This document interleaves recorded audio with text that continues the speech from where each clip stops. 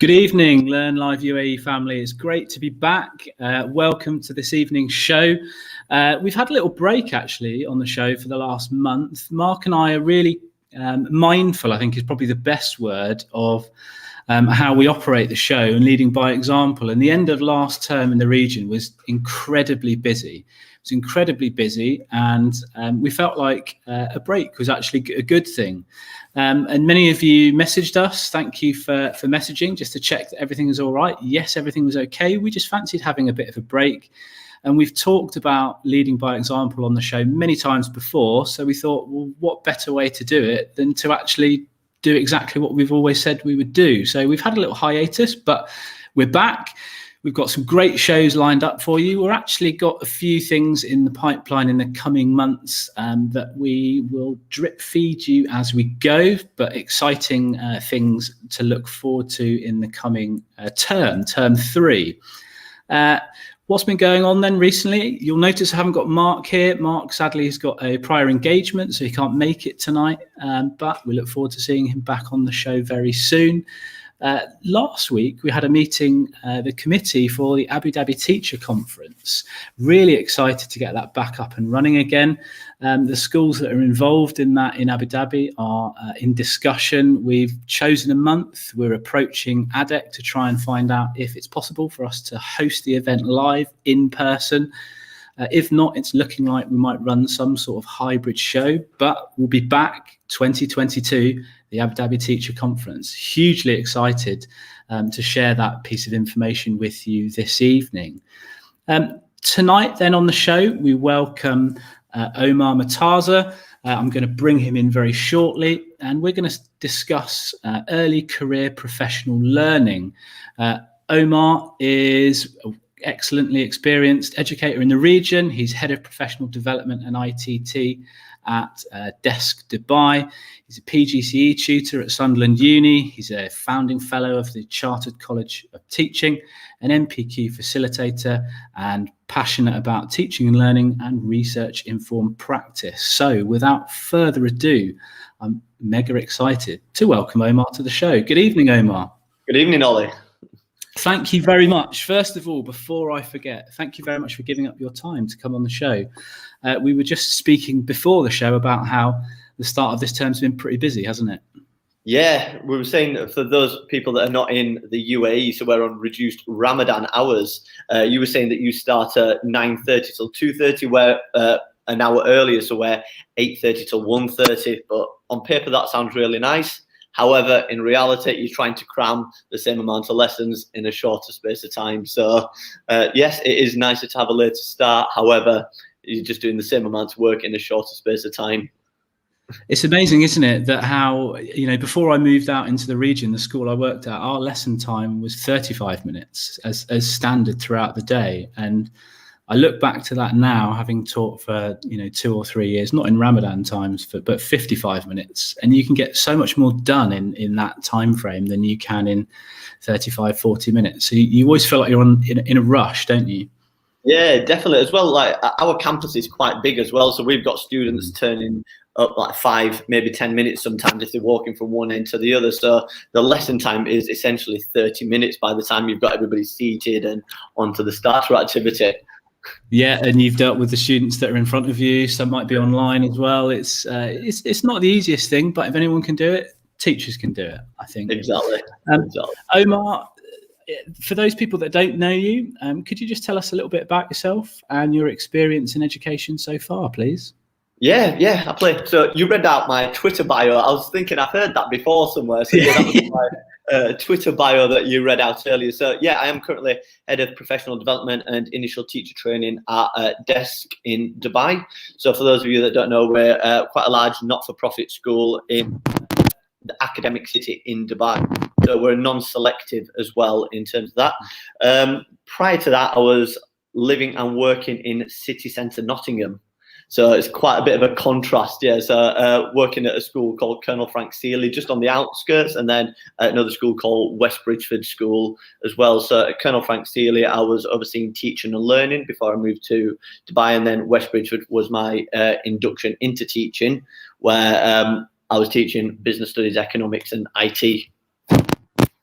It's such a small world. I didn't know that. So I did my teacher training in Nottingham and lived there for 10 years. I worked in Beeston at the Alderman White School, and then at Bramcote College. How strange is that? So we've both taught in Nottingham. Yeah, sorry. There's quite a few people that have got links to Nottingham as well that I've found in Dubai, whether they've been going to university or that have taught there. But yeah, such a small world. It is, straight from the East Midlands to the UAE. Fantastic. How about that? What, in your experience, has been sort of the biggest difference between teaching back in the UK to teaching internationally? Quite a lot, really, I found, especially coming from a challenging school in the UK to the school that I'm at the moment. I was finding that in the UK, there was a lot of firefighting in terms of behaviour and getting bums on seats, really, getting the students into lesson was the biggest challenge. However, here it's all about stretching and challenging the students, really. Attendance is not really an issue here. It's about stretching them academically and getting the best out of them in terms of the best results. But it's a different challenge and an exciting challenge, really. Yeah, it's really nice, actually. And I think the difference in challenge, certainly in the Middle East, from my experience, is a really welcome one.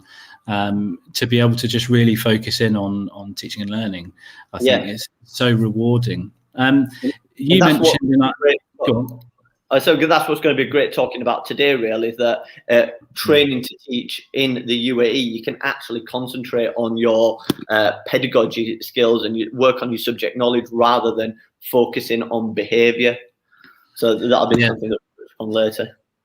Yeah, and I think that can often not be a deficit early on in your career, but to not be able to hone your pedagogical skills earlier on and have to focus on those other aspects.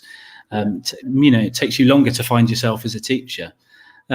Final question from me then before we delve into your presentation. It's on your Twitter bio. Anyone that's following, you can follow or watching live or later. You can find Omar on Twitter at Murtaza1. In your bio, it says you're a PGCE tutor for Sunderland Uni. How did you get into that? So we had a trainee teacher who was doing their PGCE through the University of Sunderland, and I was her mentor, actually. Then you probably know maybe Cheryl McSweeney, who works at in Dubai. She works at Nord Anglia in Dubai. So she works at Mass Dubai. Okay. Yeah. So she was the professional tutor there, and she was saying that she was swamped with the amount of students that they've got, the increasing amount of people that are undertaking their PGCE in the UAE is going up, increasing every year. And I'll talk about some of the reasons behind that later on.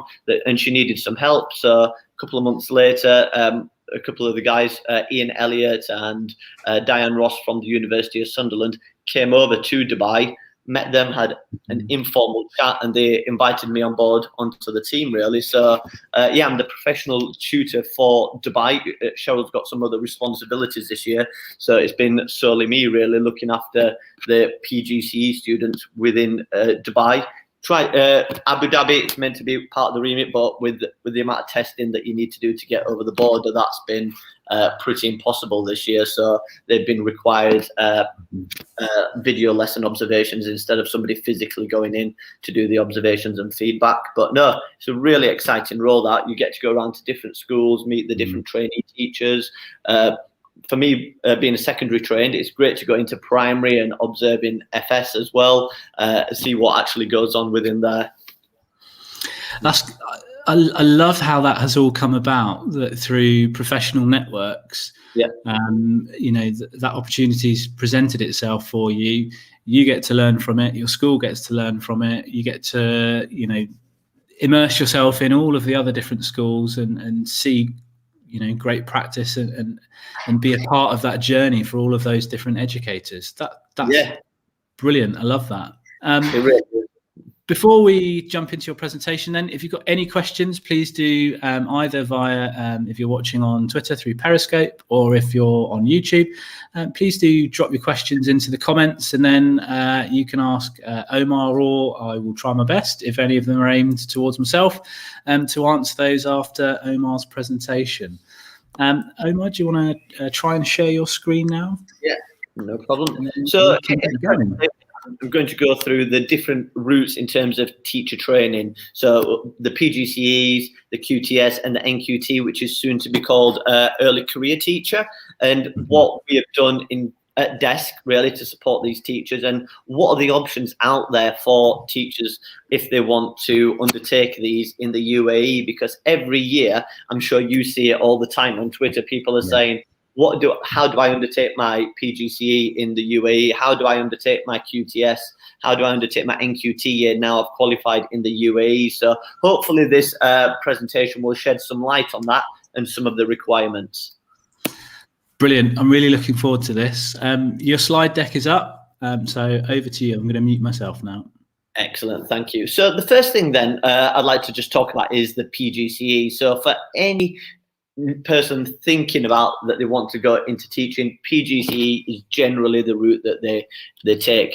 If you're wanting to train internationally, especially in the UAE, we don't have skits or anything like that, so you will need to undertake a PGCE, and that's run through universities. The PGCE still works towards 8 teaching standards that you would do in the UK, and it's accredited through these UK universities. At the moment, there's about 3 universities which have a foothold within the UAE. So like I mentioned, Sunderland, they're probably the most popular and the most established over here. There's also Birmingham and the University of Nottingham as well that are building up their PGCE base over here. Generally through the universities then, you're allocated a professional academic tutor from the university. So that's somebody based in the UK and that actually works through that university. They'll be the person that supports you through all the academics. So any coursework, any assessment that you have, any concerns, any queries that you have about teaching, this Pat will be your first port of call. Then you get allocated a professional tutor, which is somebody like myself if you're going to be within Dubai. So the role of the professional tutor really is to QA for the university as such, to see if is this person actually meeting the teaching standards from the observation and from having a discussion with the mentor. So we observe the students through teaching practice 1 and through teaching practice 2 as well. Normally in the UAE and internationally, the teachers do teaching practice at the same school. There has been occasions where a school's offered teaching practice 1 but not offered teaching practice 2. Then the student trainee would need to find a school for teaching practice 2. However, generally they're for both teaching practices. The way that works then kind of different to the UK. So in the UK, you sign up for the university, then the university tends to allocate you a school, which is what happened when I was a PGCE student, and I'm sure Ollie when you was your route to teaching as well, and people listening here. However, in the UAE and in international, you will need to find your own placement, and that is key to note really. There are different ways that you can go around finding it. A lot of it is about who you know. Do you know somebody working at that school?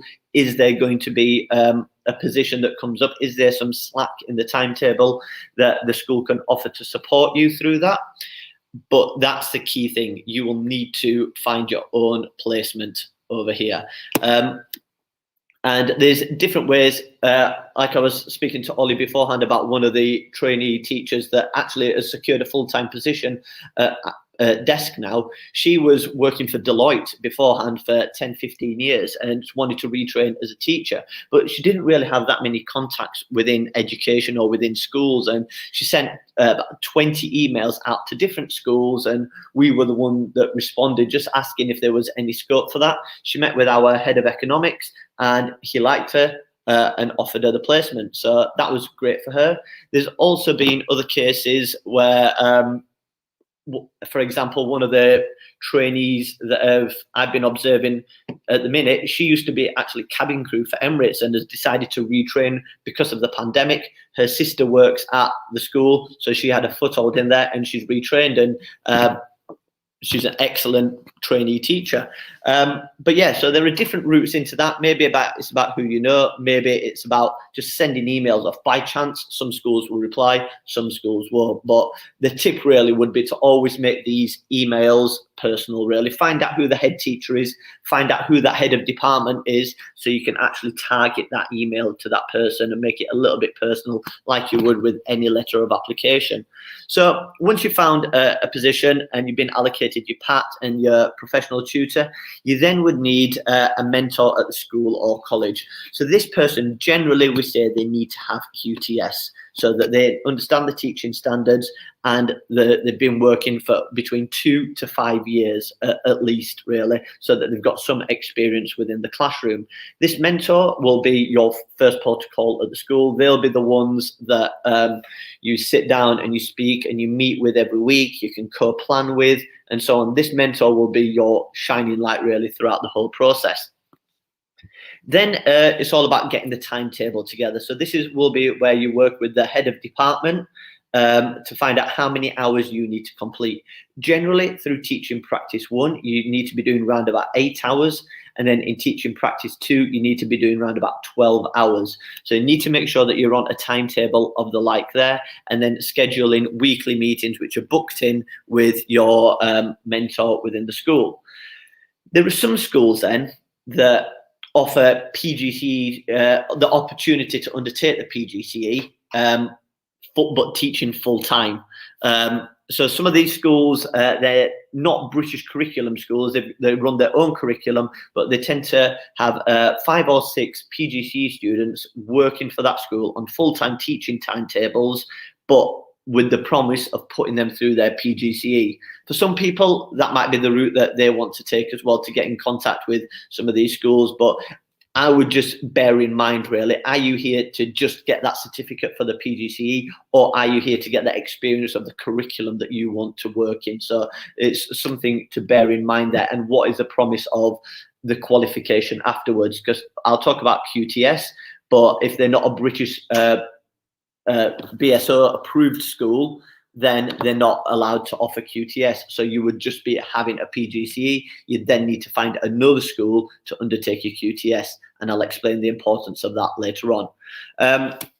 In terms of face-to-face training, so when I did my PGCE, we had a couple of weeks in university, then we went off to do a placement, we had a couple more weeks in university, then off to do another placement, and then a couple more weeks in university.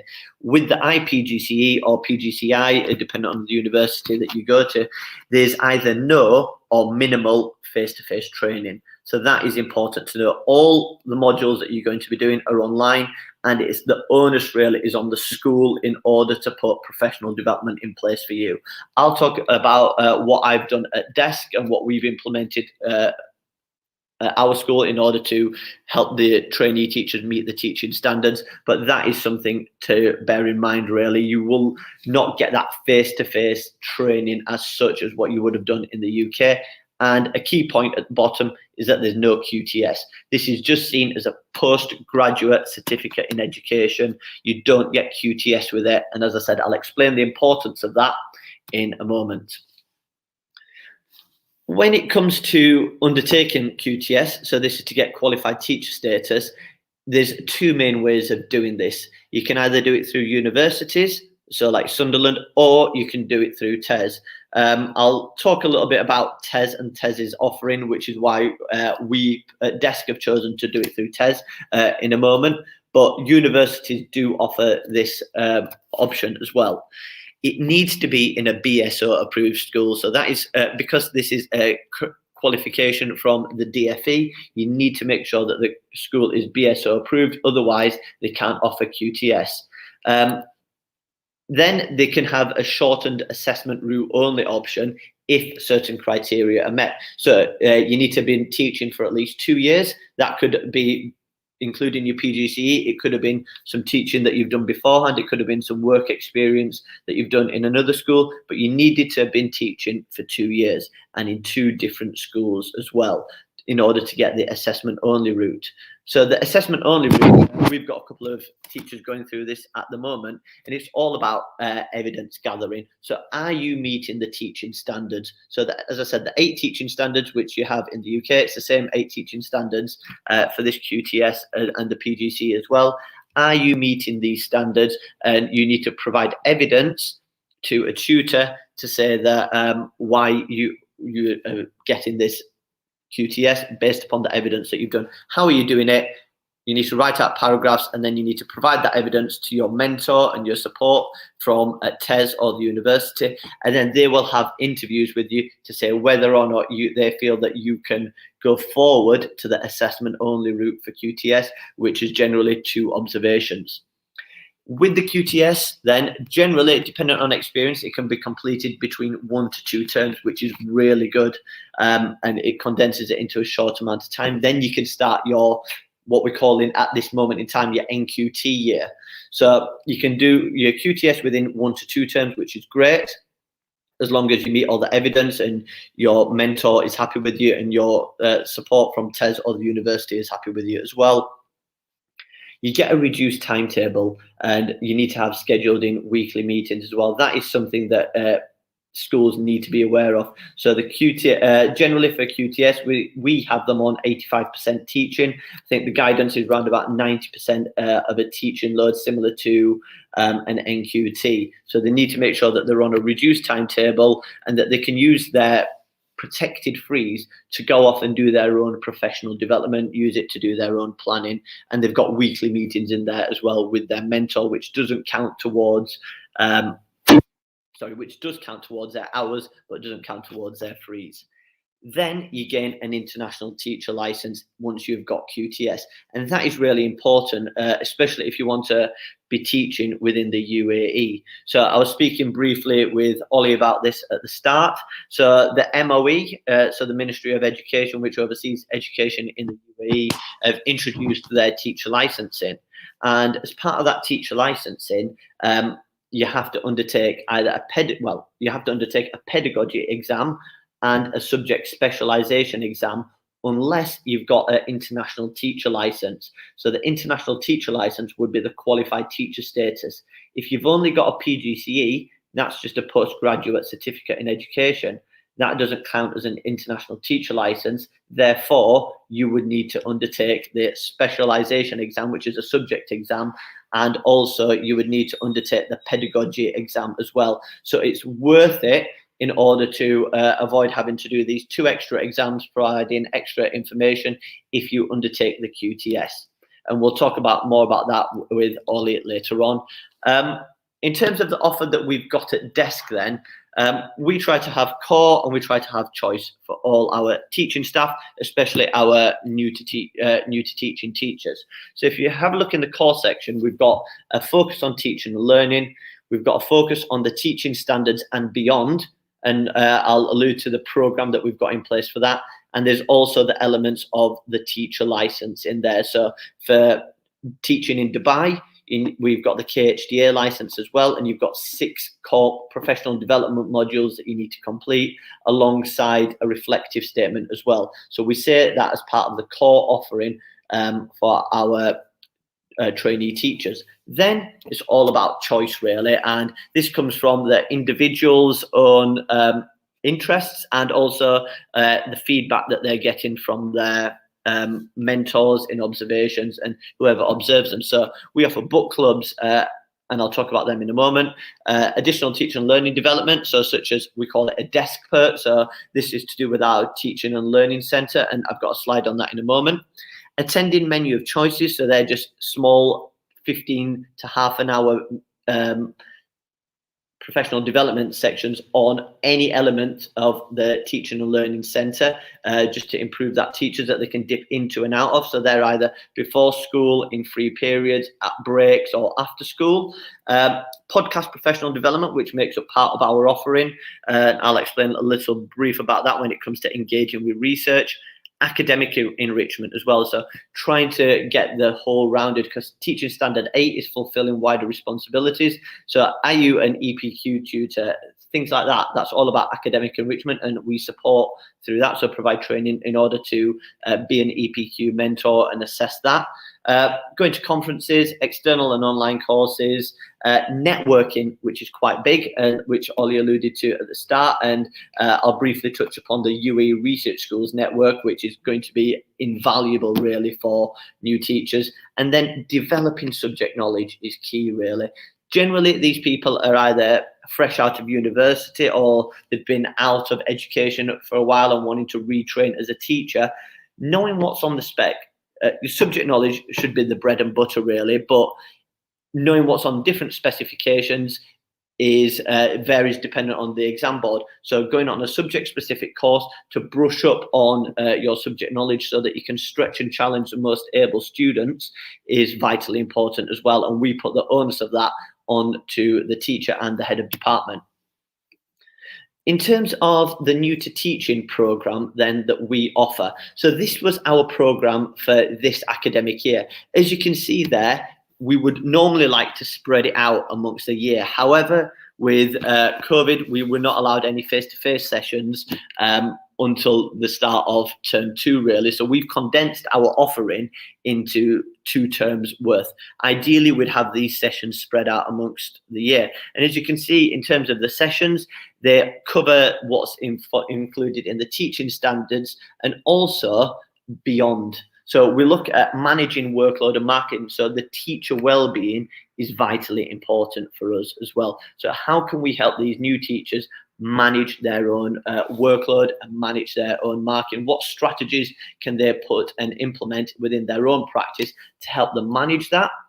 Another one that we've got down on there is pastoral care, which is really popular really. So some things that we've not learned on our PGCE and what other people you don't really get taught on your PGCE is things like how to have a telephone call home, things like that. We actually train our teachers on how to follow and how to do a telephone call home with parents, because it's a vital part of the job, but something that we just they assume that we know how to do. But things like that we try to support. And as you can see within the program here, that there's opportunities for reflection, and reflection is vitally important. And our reflection activities all link in with our teaching and learning centre. So what have you done so far? How have you reflected, and what can you do going forward? I put the Chartered College of Teaching logo on there because, as you well know, and as other people listening might know, that the membership for trainee teachers to the Chartered College of Teaching is free. And I would urge every trainee teacher and schools that have got trainee teachers to get their teachers to sign up to the Chartered College of Teaching and get involved with some of the material and resources that's available through this organisation. And I'm sure you've had people on in the past that explain what the Chartered College of Teaching is. If you're not sure, just have a look, just Google Chartered College of Teaching, go to the website, and the amount of support that they can offer is invaluable really. We often link in journals to our reflection sessions. So some of the homework as such is to read a journal, and then we reflect upon it in our sessions. So yeah, Chartered College of Teaching has been invaluable really to the development of our new teachers. But yeah, ideally we'd like this spread out amongst the course of the academic year. But as you can see here, for this year, it's been condensed down into 2 terms. Prior to that then, we've tried to have online courses for our teachers, and these cover all ranges in terms of our teaching and learning centre. So prior to these sessions starting on the previous slide here, prior to these starting, we encouraged our trainee teachers and people undertaking their NQT and QTS to undertake these online professional development modules that we've actually created, and they're bespoke to desk. So the one that I've just put on an example on the right hand side is our personalized learning course. So these are videos and research articles that you work through in your own time, and at the end there's a short assessment to say what have you learned throughout this course, just with any online course. But yeah, these online courses we found that are really popular. Teachers can dip into these in their own time and complete these courses and they find out more if they're stuck on a certain section or they want to go back and have a look. So for example, there's a video here on building good relationships. So if there's a section of that video that the teacher wants to work on, they can go back onto that video, have a look at the strategy that's been demonstrated, and then try replicate that within their own practice and go back and look at the research that goes alongside that. So online courses have proved really useful as well. In terms of teaching and learning development then, our teaching and learning centre focuses around these 4 areas. So inspiration, motivation, technology, personalised learning, and assessment and questioning. We give teachers a choice really on how they want to develop it. But with our new teachers, we try to push them down the route of observer expert, professional learning conversations, and menu of choice sessions. So we've identified through learning walks, people that are members of staff that are quite good at technology, personalized learning, etc. And then we put them in terms of a spreadsheet to sign up to. Teachers can sign up and go in and observe this expert demonstrating some of these skills, and therefore they can try replicate that within their lessons. Professional learning qualification conversations, we pair up the trainee teachers or any teacher that wants to be part of this with another member of staff, and if there's any parts of their practice that they want to work on, they have this professional learning conversation with that member of staff and they act like a coach to them as well. And then I talked about menu of choices, which are a small 15 minutes to half an hour professional development led by staff for staff on any elements of the teaching and learning centre. Engagement with research and networking then we find vitally important. So for those of you that don't know about the context of our school really, so we've got a primary and a secondary school, but they're around about 25 kilometres away from each other. So it's kind of hard to do professional development as a whole. But we've tried to think of ways in order to bring both the school and the college together. And one of these ways is through podcast professional development. So this is getting teachers, especially new teachers, engaging with research that's out there. So we listen to a podcast, and as you can see the time frames that are on there. So we'll look at the science of learning. I think that's a vitally important thing for any new teacher or any teacher to know really. Sign them up to the podcast professional development, and between the dates of 21st of February to the 27th of February, they listened to the podcast with Bradley Bush, who actually wrote the book, The Science of Learning, or co-wrote that. And then between the 28th of February to the 6th of March, they listened to the podcast on metacognition and beliefs about learning with Jonathan Firth. As they listen to the podcasts, they reflect upon these and answer the key questions that are on the right-hand side. These are only for personal notes that they make. And then we have a conference in the 3rd week. So we try to get a keynote speaker for these conferences and then break off into breakout rooms to discuss the key questions. So quite luckily, we've had Bradley Bush as the keynote speaker for the Science of Learning. We actually had Drew Povey, for those of you that have seen Educating Greater Manchester or know some of the leadership work that he's done in the past. We had him as the leadership keynote speaker. And we've actually got Tom Bennett coming on Sunday, which I'm really excited about, to do the engagement and behaviour conference. So we're trying to get quite big names within that field, really, that are going to reflect upon what the podcast was and their own thoughts about leadership. So we try to get these new teachers engaging with research, engaging with academic literature as such straight away. We give every new member of staff these 4 books. So the Science of Learning, Rose and Shines, Love to Teach, and the Walkthroughs book as well. We give them these and we reflect upon these within our reflection sessions. Also for that, we have book clubs that are run, which they can opt to be part of as well. So the ones that we're running at this moment in time are the Science of Learning and Love to Teach. We've got a couple of NQTs that have signed up to these, and it basically, like any old book club, you read the paragraphs and then you meet as a group and you discuss this. So it's all about that networking with other members of staff that they're not normally with. Especially if you work in a large organisation, then it's kind of hard to meet teachers from other departments. So opportunities like this to network and engage with research are invaluable.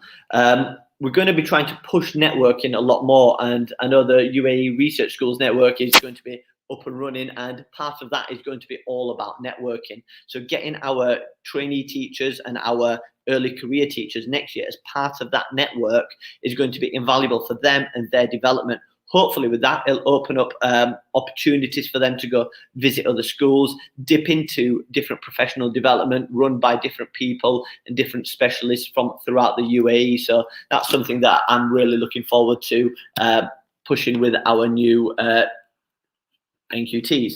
So things to consider then, just before I wrap up here, when it comes to having a PGCE student or somebody undertaking their QTS or ECT, is that everybody involved has an excellent understanding of the teaching standards. And these are the 8 standards and what's included within there, because even the new early careers framework, that's all underpinned by the teaching standards. So these teachers, they're all assessed by these teaching standards. How are they doing? How are they working towards these teaching standards? What can we do to get even better in terms of these teaching standards? That is a focus, and the mentor, the person responsible for ITT at the school, and the trainee need to have an excellent understanding of these teaching standards. Another thing that's vital, really, as with anything in teaching, is time. Give time to the trainees and to the mentors in order for them to be able to do a proper job. Give time for trainees, and this links in with the point below, to observe lessons and reflect upon their own practice. Give time for mentors to have these discussions with these trainees so that they're not rushed, that they're meaningful conversations. Linking in with meaningful professional developments. So not just one-off sections and not reflecting on it. You've had people talk about professional development on the show before, but making sure that this is meaningful and valuable to the trainee. So linking it to the teaching standards. What do we need to do in order to help them best prepare for a successful career in teaching? So this is what we're setting them up to do. Network and connection building. So use your connections as the leader or as the mentor, really, to say, who can this trainee go observe? Who can we put them in touch with? Can they go to another school to visit, etc.? Network and connection building, as you know, as I know, is invaluable in teaching. The more network, the larger your network, the more connections that you make, the better.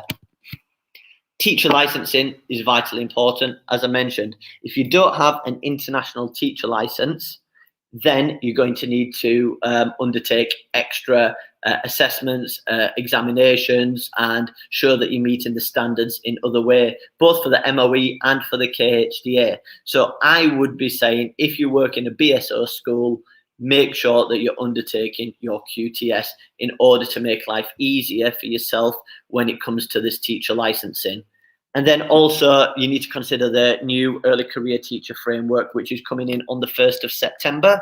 I know that the Research Schools Network is doing quite a lot of work to support trainee teachers in terms of this framework, and the work that James is doing with that it looks excellent, really, getting the professional development for them ready. There's other organisations that are going out there to support, so like the Teacher Development Trust, Aspire Leadership, the UCL, they're all offering support as well. So these are different resources that you can dip into. But just to briefly touch on what is happening in terms of that.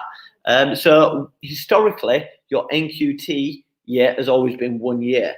Nowadays, from the 1st of September, it's going to be a 2-year process, and that's important to know. So it's not going to be a 1-year NQT, it's going to be a 2 years, and it's going to be called Early Career Teacher.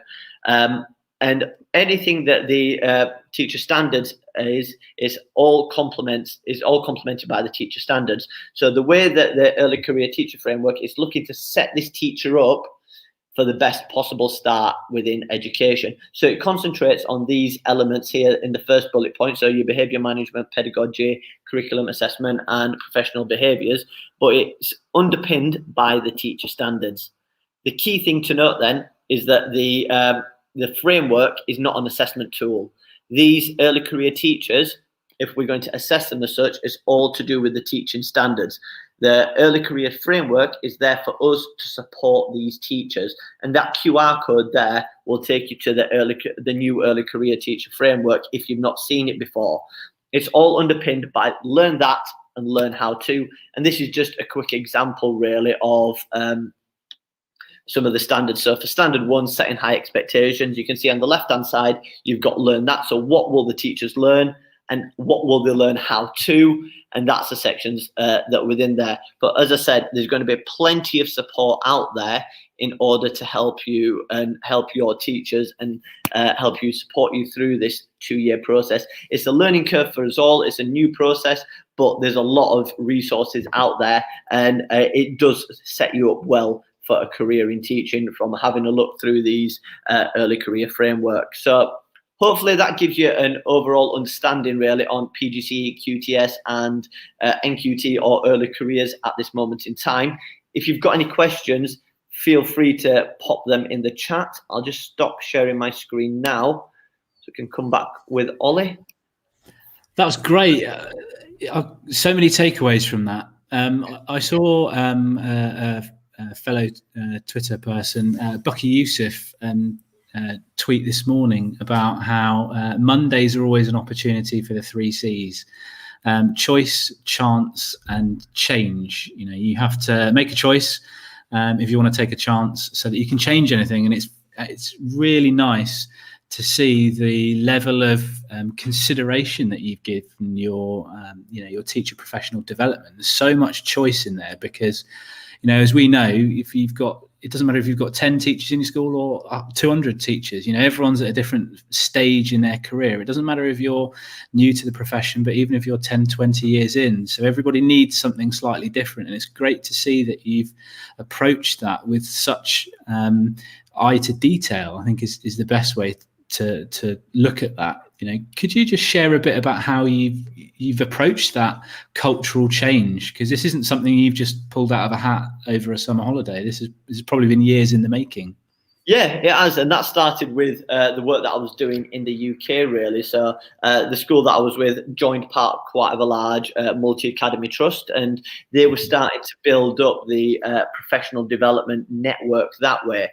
And this is where I got first exposed, really, to how invaluable it is, really, to network with other people and know what's actually going on in other schools and not just be submersed really within my own bubble. So it's important really to see the opportunities that are out there. And nowadays with Twitter, the amount of podcasts, how popular they are, with the amount of educational literature that's out there, there's no excuse really to just be solely focused on your school and what you're doing. There's ample opportunity really to see what's actually going on in the real world and bringing that within your practice and developing further that way, because we all go into the profession really for the right reason. We all want to help students and we all want to better ourselves because we're lifelong learners as well. We go into teaching because we want to learn and progress and get better ourselves as well as helping others as well. So as many opportunities out there really to help teachers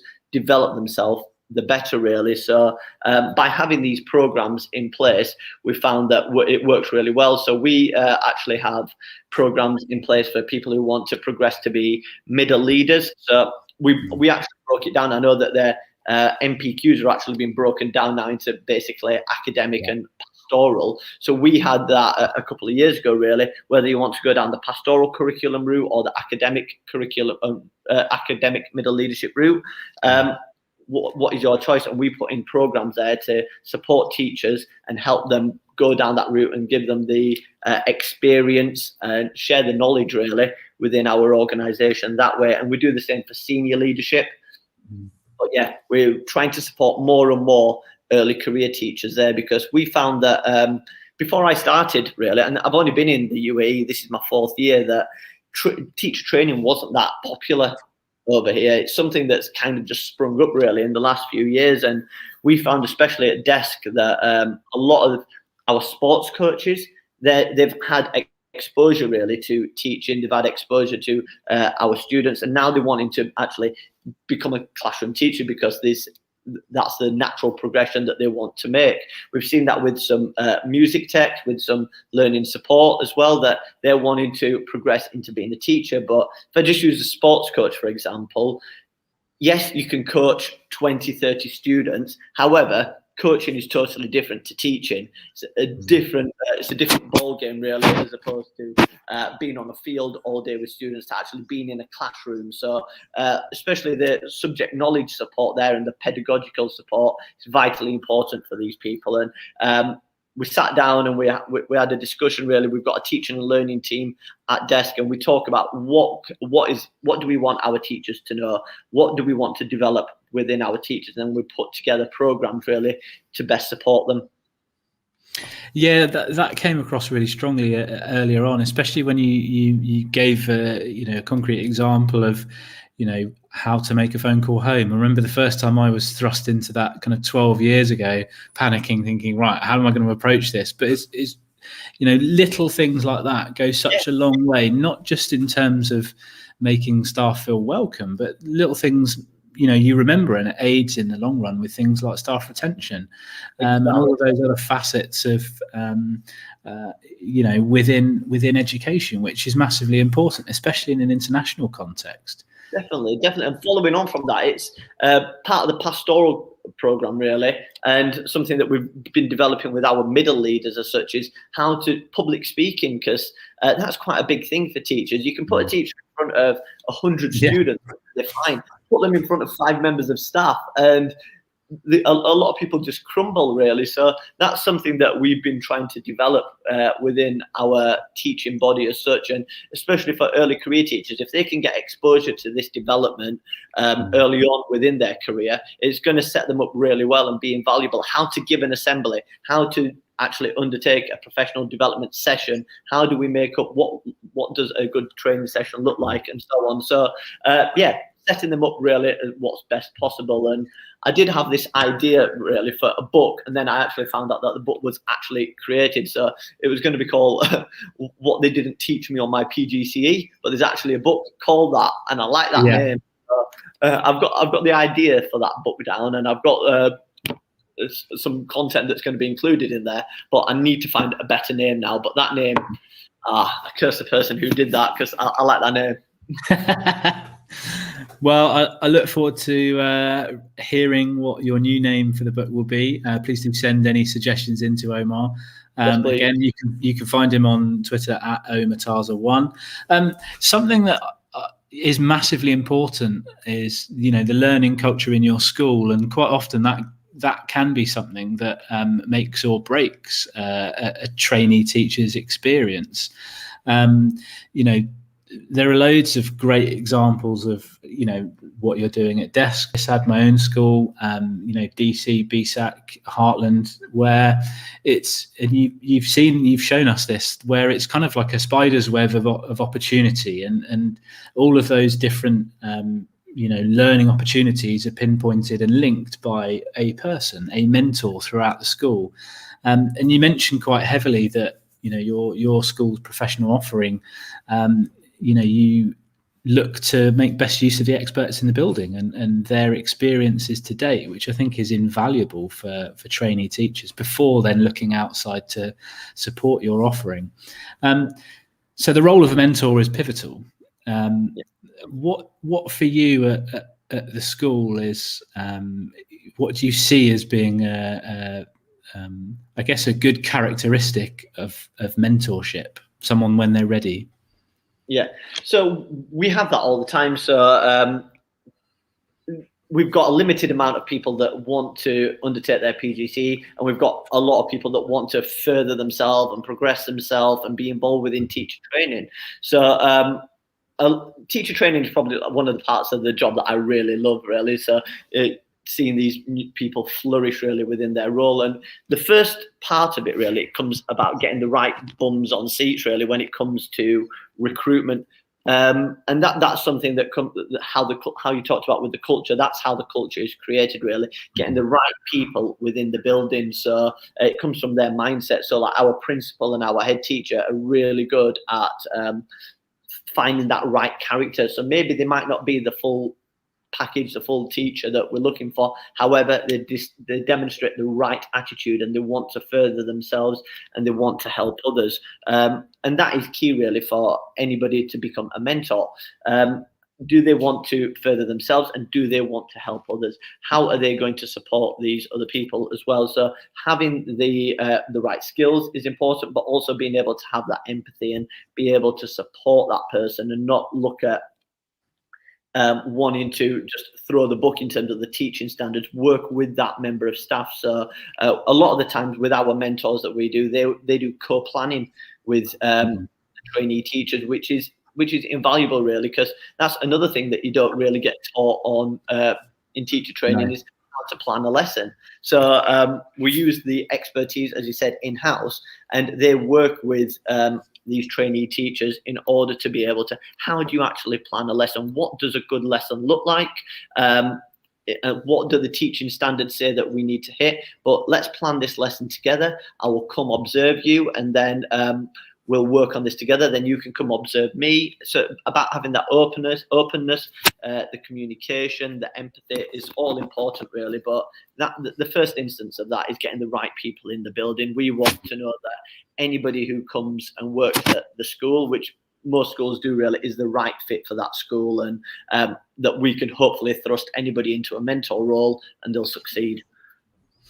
Yeah, and that comes from, being a learning organisation ultimately, doesn't it? And that sort of that eventual, not philosophy, but mindset and action that you actually see across your school. And it reminds me of that quote from Dylan William, that every teacher needs to improve, not because they're not good enough, but because they can be even better. And I think once you get the vast majority of your staff in a school to that point where they just want to be really good at their craft, it's transformational across your school. And I kind of envious in a way of people that are entering teacher training now, because of everything that's now common knowledge and public that necessarily wasn't 10 years ago. Remember when I was teacher training and it was Bloom's and VAK, and and you think now, I'll plug this a little bit, I'm reading this and have read other great books, and you just think the wealth of knowledge and experience that new teacher trainees have access to now, as well as from teachers that have been at the chalk face for the last 5-10 years, is just incredible. So I'm slightly envious of them.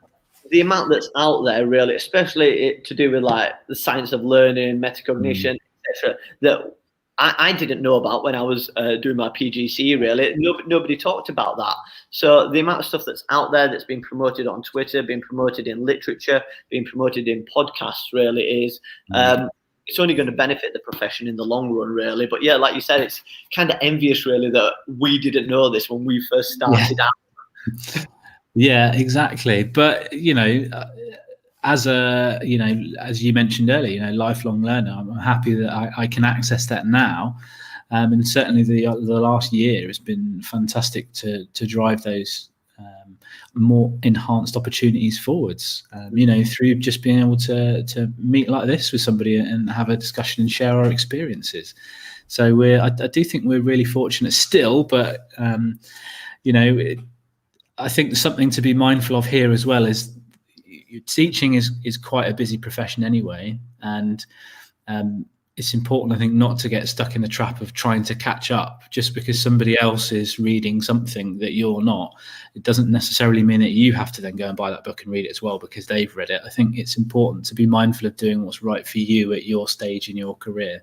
Yeah, and that's where the element of choice comes in, really. What are you actually interested in? What element do you want to get better in? Because something that somebody else might want to get better in might not be of interest to you, and vice versa, really. So it's all about channeling yourself, and that's where this reflection is vitally important as well, and evaluating your own performance and saying, where am I now, where do I want to be, how am I going to get there, and what do I need to know in order to get there.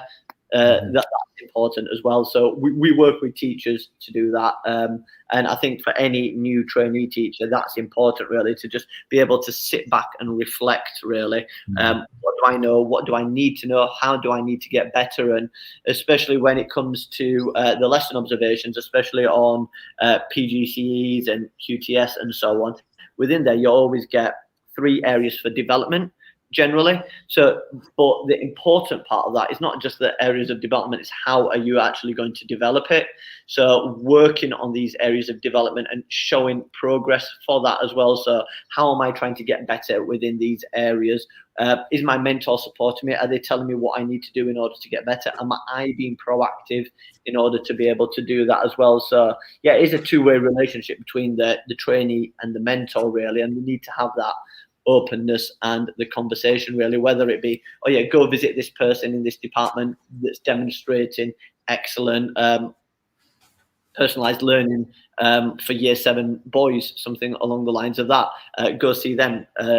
That's available at this time, go then, I will cover your lesson, something like that. So yeah, it's all about having that support mechanism in place and knowing how to access these opportunities. Mm-hmm. And you know, just hearing you say that is solution focused, isn't it? And I think that's something else that's really important. You know, I've worked in schools back in the UK where no, you can't go and watch them because you've got a lesson. And actually, straight away hearing you say that, no, you go and I'll cover you. Yeah. You know, that's hugely different culturally in the Middle East. You know, I know that's, you know, obviously clearly available at your school, it's available at mine as well. So, and I think that goes such a long way to be opening up trainee teachers' eyes to, you know, how other people approach various pedagogies within their classroom, so that people can learn from it. Any advice then on how to reach out to the universities that you work with, Sunderland University? In terms of placements, you mentioned earlier email.